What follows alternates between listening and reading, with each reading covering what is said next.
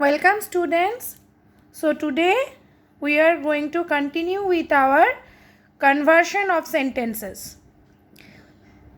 We know that the sentences are of three types.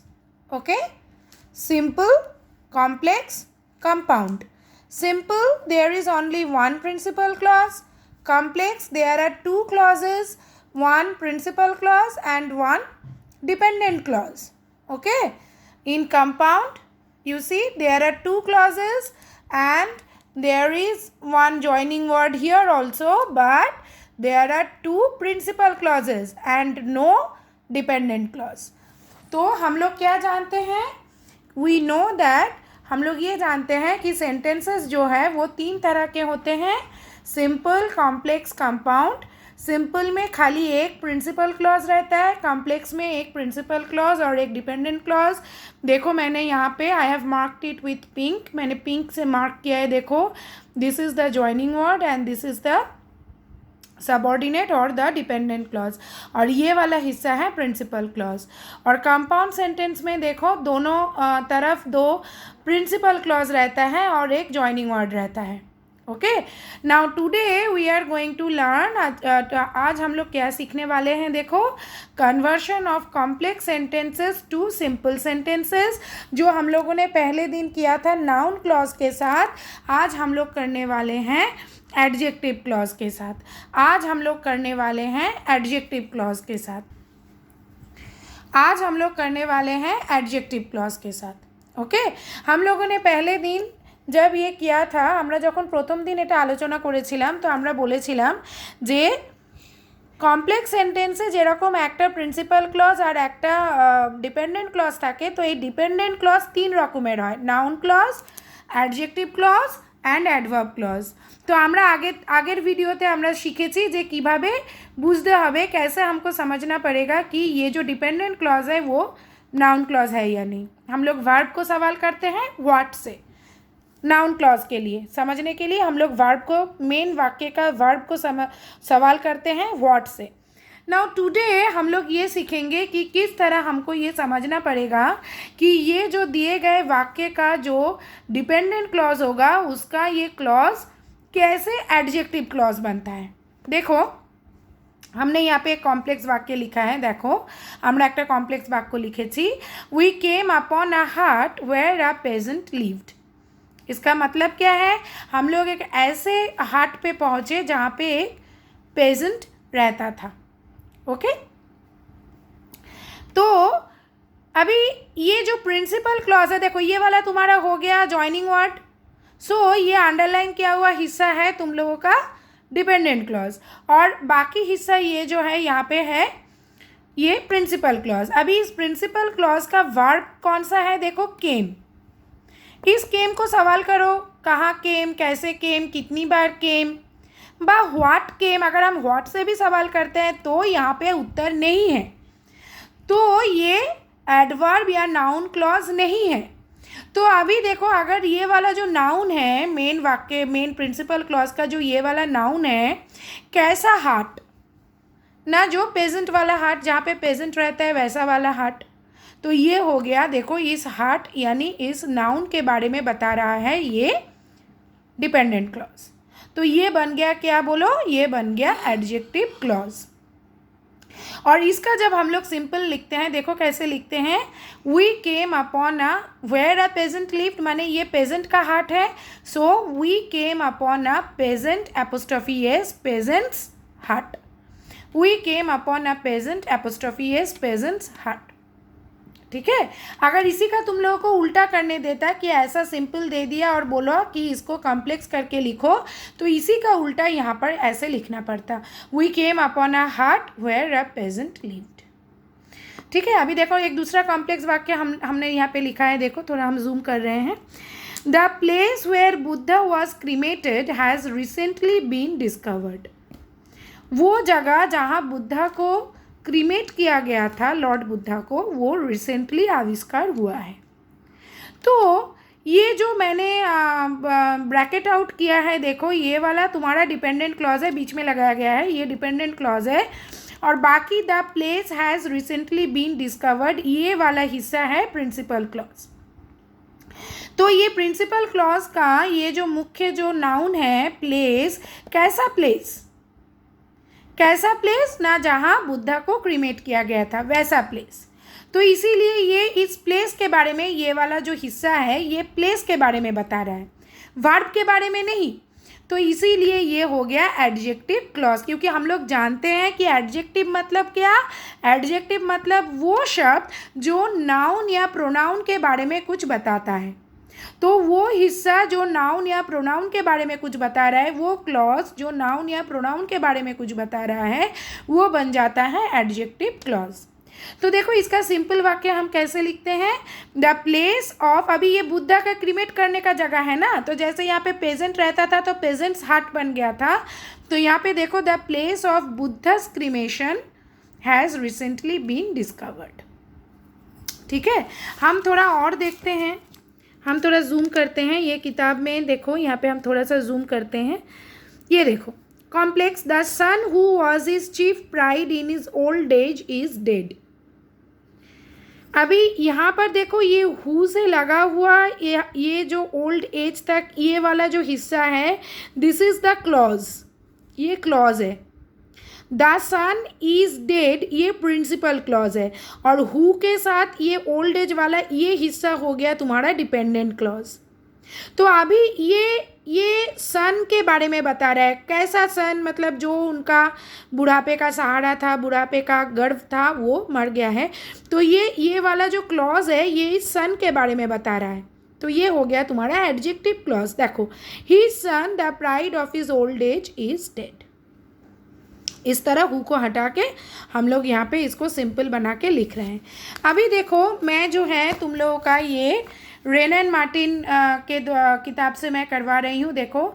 लेकिन इसको सीखने के बाद तुम लोग कोई भी किताब का जो है ये ऐसा कन्वर्शन तुम लोग कर सकती हो अगर इसको थोड़ा सा फॉलो करोगी। देखो आज हम लोग वीडियो ज़्यादा लंबा करने से तो तुम लोग देखोगी नहीं, तो हम वीडियो ज़्यादा लंबा नहीं करेंगे, लेकिन ये बहुत सारा है तो पूरा हम लोग शायद नहीं कर पाएंगे। देखो थोड़ा सा कोशिश करते हैं।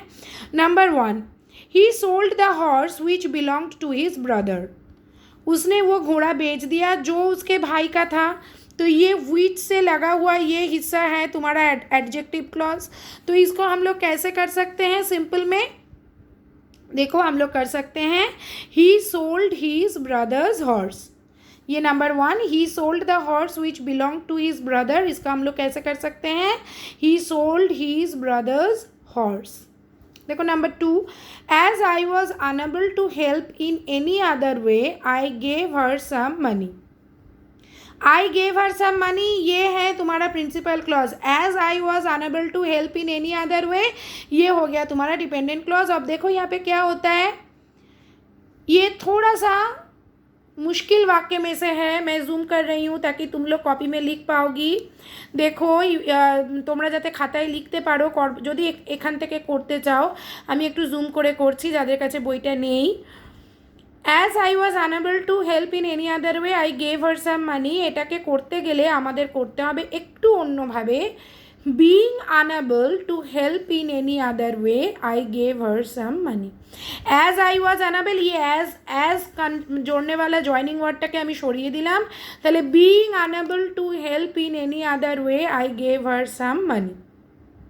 Number 3, I have no horse that I can lend you। मेरे पास ऐसा कोई घोड़ा नहीं है जो मैं तुमको दे सकूं। ठीक है, तो इसको मैं कैसे कर सकती हूँ, देखो I have no horse to lend you. I have no horse to lend you, ये जो हम लोगों ने टू लेंड बोला, हम लोगों ने क्या बोला, टू लेंड बोला। तो I have no horse to lend you, इस यहाँ पे लिखेंगे टू लेंड यू। तो ये जो टू लगा के हम लोग ये लिखते हैं ना, इसको क्या कहते हैं बोलो, कोई बता पाओगी? যদি তোমরা বলতে পারো তাহলে আমাকে কমেंटे लिखो, আমি কিন্তু বলবো না। ठीक है, मैं आज ये नहीं कह रही हूँ कि ये टू लेंड कैसा क्या कहा जाता है ग्रामर में इसको। ऐसे लिखाई को क्या कहा जाता है?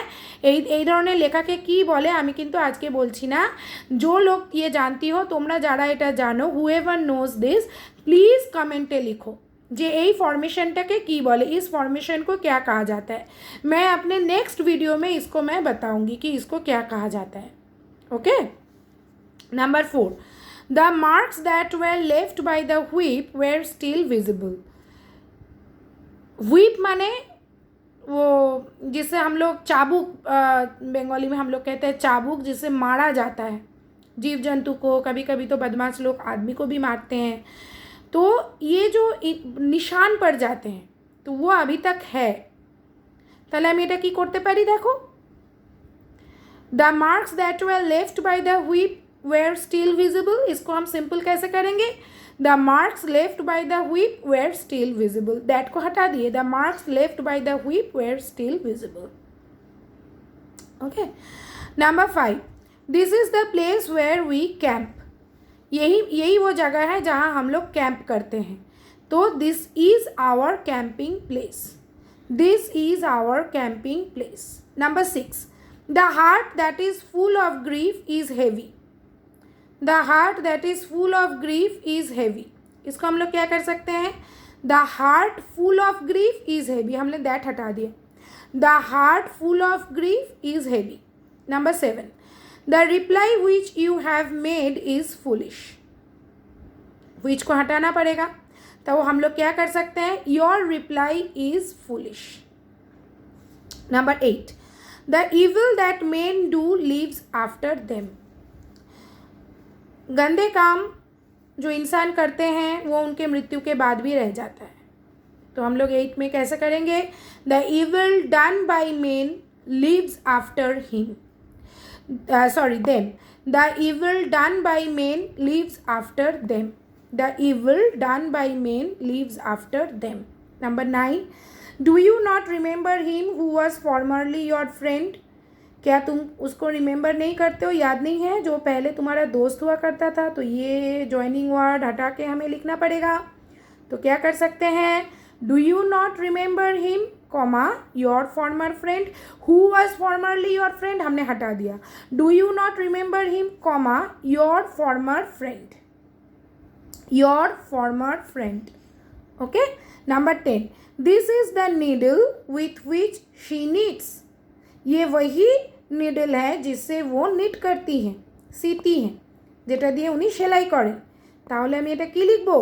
This is her knitting needle. Knitting KNIT, उसके बाद एक और T, KNITTING, knitting needle. Okay, knitting needle. तो आज हम लोगों ने पहला 10 किया, लेकिन है बहुत सारा, there are many. Okay, there are many, है बहुत सारा। आज हम लोगों ने 10 किया। ओके। अगर तुम लोगों के पास ये किताब है और कोई पर्टिकुलर सेंटेंस तुम लोगों को नहीं आ रहा है, देखो मैं थोड़ा जूम कर रही हूँ ताकि तुम लोग 11 से 19 देख पाओ। करने का कोशिश करो घर में। फिर देखो यहाँ पे आ रही हूँ, देखो तुम लोग देख पाओ। पॉज करके वीडियो को तुम लोग ये उतार पाओगी कॉपी में। मैं थोड़ा सा जूम कर रही हूँ।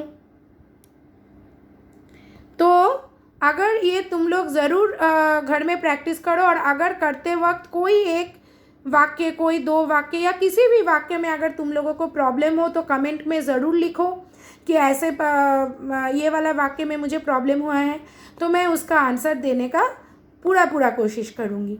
ठीक है, नहीं तो एक और वीडियो भी हम लोग बना सकते हैं बाकी वाक्यों को लेकर। ओके, सो टुडे आज यहीं तक। ठीक है, ये बताना ज़रूर कि इसको क्या कहा जाता है। आज यहीं तक। आगे वाले दिन हम लोग जो है एडवर्ब क्लॉज को लेके कैसे चेंज करते हैं वो सीखेंगे।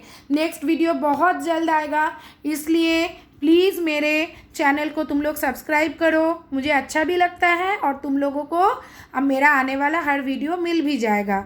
ठीक है, सो तब तक इसको लर्न करो और जो भी मैंने बताया और बाकी जो मैंने दिखाया सारे वाक्यों को करने की पूरा कोशिश करो। Till then, goodbye students.